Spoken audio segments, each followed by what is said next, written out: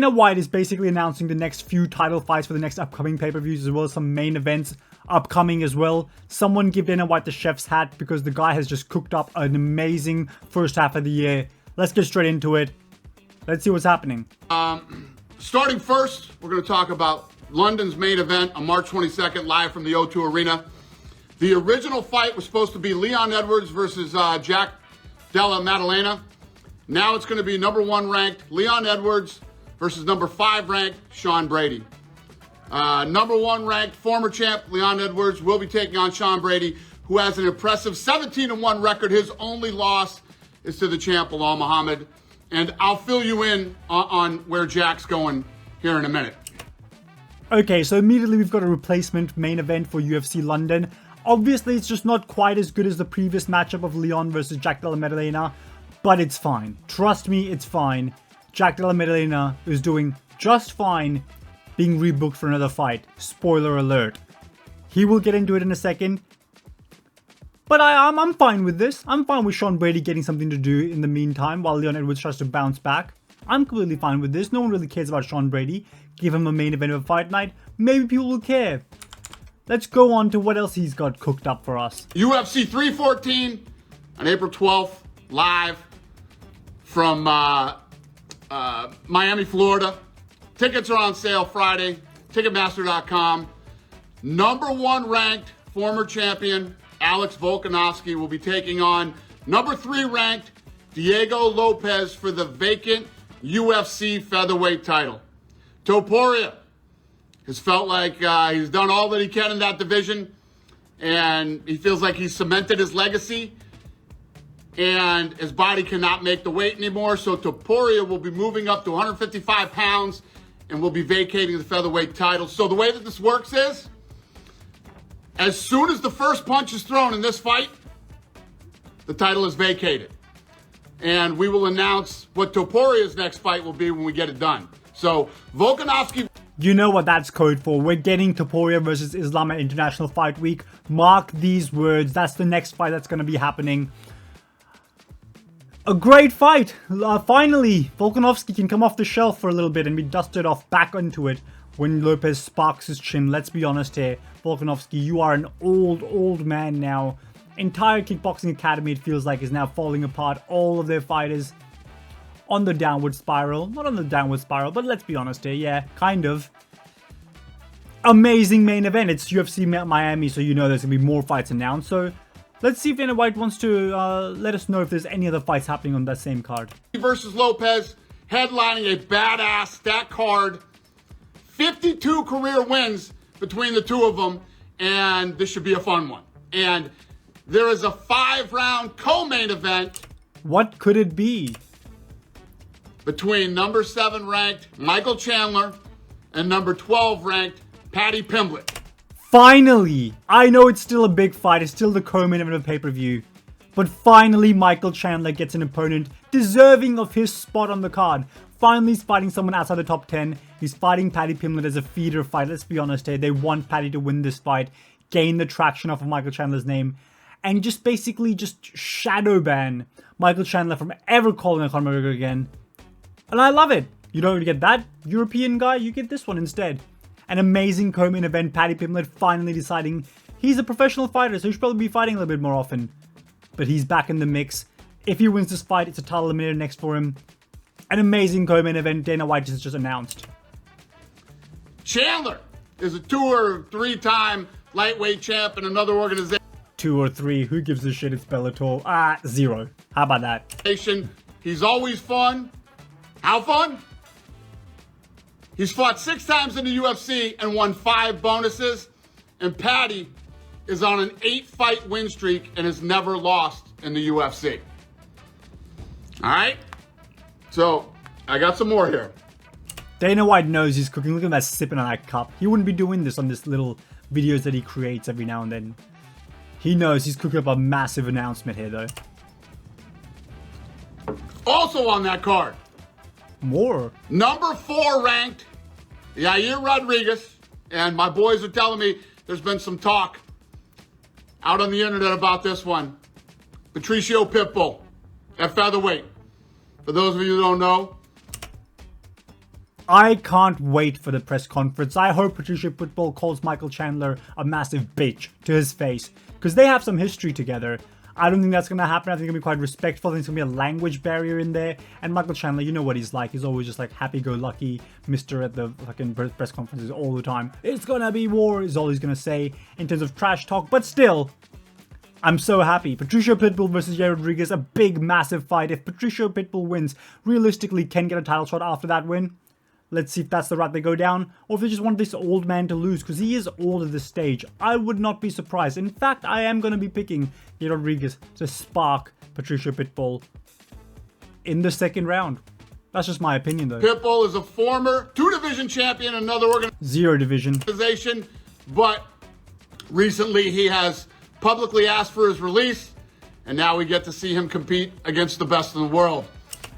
Kind of a snide remark, but Dana White's just feeling himself right now. Now we get to see him fight the best in the world. Before he was just fighting a bunch of bubs in Bellator that don't even exist. They just go into hibernation when they're not fighting. They just sleep, and they wake up, and then they just go back to sleep because there's nothing actually happening outside the UFC in Dana White's mind because he knows nothing. I'm not saying it's wrong, by the way. I'm pro, anti Bellator. It's kind of a shit promotion, if I'm being really honest with you. You look at some of their fights, they make no sense why they've been had. I don't know why they have a ranking system. They'll just make whatever fight anyway. But like I said, when he left the organization, he was the featherweight champion. So basically the same thing happens. When the first punch is thrown in this fight, he's no longer their champion. And obviously standing in his way, Yair Rodriguez, one of the most probably unorthodox strikers in MMA. This kid's got 9 post-fight bonuses. So that should be a badass fight. Remember, tickets are on sale Friday, Ticketmaster.com, and I'll drag this over there for you guys in a minute to show you how stacked this card is. All right? Who's Topuria fighting? I told you, when we get it done, we'll let you guys know. As soon as we get the Topuria fight done, we'll let you know. We don't have a fight done yet for him yet. Now let me get to UFC 315 on May 10th. Live from the Bell Center in Montreal, Canada. The main event will be Belal Muhammad, his first title defense, against, what was I just talking about? Number 4 ranked Jack Della Maddalena. Canada's been saved. Finally, Canada gets a decent main event for their pay-per-view. Now, don't get me wrong, it's Belal Muhammad. You ain't gonna be, but you're showing up for Jack Della Maddalena. You are showing up for the Australian dude, which kind of just says everything you need to know about Canada at this stage of the game. They have no good fighters. Just cheer for the Australian guy. Just treat him like one of your own. Just be like, you're a hero. Us Australians, we have accepted... Oh, well, us. People who live in Australia have accepted Strickland as their own. Just do the same thing with Jack Della Maddalena. Maybe he'll be your guy going forward from here on out. But that's a big fight. But for the first time, it feels like in years, they haven't just shat out a women's title fight and just said, hey, Canada, have this, why don't you? Even for their fight nights, they try to, pull a fast one on us. Give us a Rose Namajunas main event. But now, finally, you've got a main event that is actually of consequence and has some fight implications going to the future of the UFC, as opposed to just complete crap in the women's division, which honestly means nothing, because if you think about it, Amanda Nunes immediately vacated the title anyway. So fuck Canada is no longer a thing. Finally, Canada has been saved. But you get more Canada. You think you're going to escape a women's title fight? Nuh-uh. We tried multiple times to put together the Belal Shavkat Rakhmonov fight, but Rakhmonov is injured. So as soon as Rakhmonov's healthy again, we'll get him back in there. And obviously, he'll probably be first in line to fight whoever wins that the Jack Della versus Belal fight. Belal hasn't lost in 11 fights. Jack's on a 17-fight win streak with all 8 of those wins coming by first round knockout or submission. It's so obviously blatant that he's reading off a Wikipedia page right now. First round? Like he's just looking at the green and looking in the corners saying, oh my god, TKO first round, TKO first round. Oh, what? How many is that? 1, 2, 3, 4, 8? What? You know what I mean? He's so clearly obvious that he's not actually knows this off the top of his head. He's clearly looking at a script or a Wikipedia page. He's another guy who's earned 5 performance bonuses in 6 fights. And his last fight against Gilbert Burns earned him Honors Comeback of the Year nomination. These guys have a combined 28 fight unbeaten streak that goes back over 6 years. Now the co-main event on this card, the #1 ranked pound for pound fighter in the world, Valentina Shevchenko, will face #5 ranked Manon Fiorot. You thought you were out of the deep end? Nuh-uh. You're still getting a women's title fight, but it's in the co-main position. And it's one of the better women's title fights you can have. It's not just a random Amanda Nunes versus a fighter on a 1-fight win streak. It's actually Manon Fiorot, who's actually by far the #1 contender in that division, versus Valentina Shevchenko, who's probably the pound-for-pound best women's fighter on the planet at this moment, I would say. It's the co-main event. You get 2 title fights, right? You can show up with your $200 ticket and be like, I'm paying for 2 title fights. Like, you can just tell your friends that. Don't tell them that's Bilal and a women's title fight. Just don't even mention it, alright? Just show up and be like, you know what, I saw 2 title fights. And then don't even tell them what part of the world you're from. Because if the moment you say that you're from Canada, they'll be able to sniff out that title fight probably included Amanda Nunes or something like that. I don't know. Right? Canada, for some reason, is getting the blunt end of every single dildo that you've ever seen when it comes to these cards. But finally, they've got a fairly decent card. If they get together a good feature fight, like I'm not talking about Mike Malott and his bullshit. I'm talking about like an actual decent feature fight between like ranked opponents. This is honestly a card you wouldn't mind paying for money-wise in your own free time. You know what I mean? Continue. For the flyweight title, Shevchenko is the greatest women's flyweight of all time. She's beat everybody: Holly Holm, Juliana Pena. Wow. Manon is riding a 12. What you got? 12 straight wins. Oh, what you got? And hasn't. Oh, what you got? Refreshing though. 12 fights. You know what I mean? Lost in something like 7 years, and she has the potential to be France's first world champion. Cyril Gane was an interim champ. Just proving interim titles means absolutely nothing if you can't even be your own country's champion after becoming interim champion. Fuck the interim title. Also on the card, we have #8 ranked Gilbert Burns versus 17-0 undefeated Michael Morales. And we announced yesterday Alexa Graza is taking on Natalia Silva. You've got a good feature fight. Listen, right? It's not like a world groundbreaking Gilbert Burns versus Michael Morales isn't going to be changing up your schedules that weekend. You're like, oh my god, I wasn't going to go to the pay-per-view, but now that I see Gilbert Burns versus Michael Morales, I gotta be there. You're not going to be doing that, obviously, but still, it's a really good fight. If you're going there anyway, it's another fun fight to have on the card. And again, like you said, Natalia Silva, she's a good fighter. I think of all the women fighters, she's probably one of the more fun ones. And we're still working on this card, so as soon as we get more shit done, I will let you know. That fight, tickets go on sale February 28th on Ticketmaster. All right, so I'm gonna drag this over here. Dana White is such a little nerd. Just, I mean, I could end the video right now, but just look at this cringe that you're about to watch. And I'm gonna show you guys the Miami card. Let's see here. This fucking thing. Hold on here. Hold on. I suck at this. Hold on. Hold on. Oh, don't touch it. There we go. Oh my god. Did you guys just see that? Danny Ige versus Sean Woodson on the card as the main event. My god, that's a big fight. Was that Yan Jiaonan versus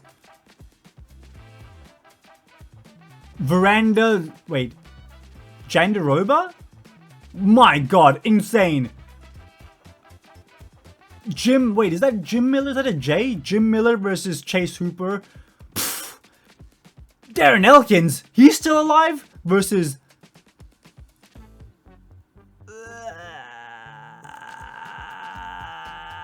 something Erosa. Julian Erosa. I've just figured it out. What a stacked card. Oh my god. I definitely shouldn't point the camera up a little bit more and just be able to show the entire card in its entirety. Let me just quickly show you guys the prelims of this monster card. Actually, no, this is the main card, actually. Sean Woodson is due for a big pay-per-view main event against Danny Ige. That's the fight we want to see. Get out of the way. Boom. Boom. Did you hear that? Dana White himself said boom. That's right. We're just giving you Yan Jiaonan versus Veranda Jandiroba? I can't quite tell. That's a J, probably. Yes. My god. I could have easily flipped the camera on my phone. But instead, I'm going to do this instead. Darren Elkins still being alive. My god, if this is not a pay-per-view you want to pay money for, I don't know what in the world is. My gosh. Got it? That's the Miami card. Just walking off like he's done something. Again, a terrible reveal from Dana White. He just showed us the prelims basically. But again, it is really good prelims. Great card. But yeah, Dana White just chefed together a bunch of amazing cards for us to look forward to. Because honestly, in this like period between UFC 312 and even 312 was kind of dead. 311 to 313, it's been fairly nothing going on. We've seen some good fights here and there. DDP versus Strickland was a fight that happened. Completely forgot. I mean, didn't really forget about it, but just kind of a nothing fight. Yeah, and Weili Zhang had a fight against Suarez. These are the big fights. Like, these are probably the biggest. And Cejudo this weekend. Like, these are the big fights we've got. There's been not too much going on, but thankfully the months after UFC 313 will be great. And that's the entire video. Dana White just chefed together an amazing card. I'm glad he did it in video format instead of his live, or this weirdness that he does, like 2-minute videos of just like breaking down fights. Guess what we're announcing? This was more fun. Got more of a video out of it actually. So yeah, 237 subscribers. Give me 250. You know the drill. Smash that subscribe button. Like the video and comment what you think of the card and what your favorite card is going to be, because I think so far we've got a lot of good fights to look forward to. Anyway, ciao. I'll see you next time. Have a good one.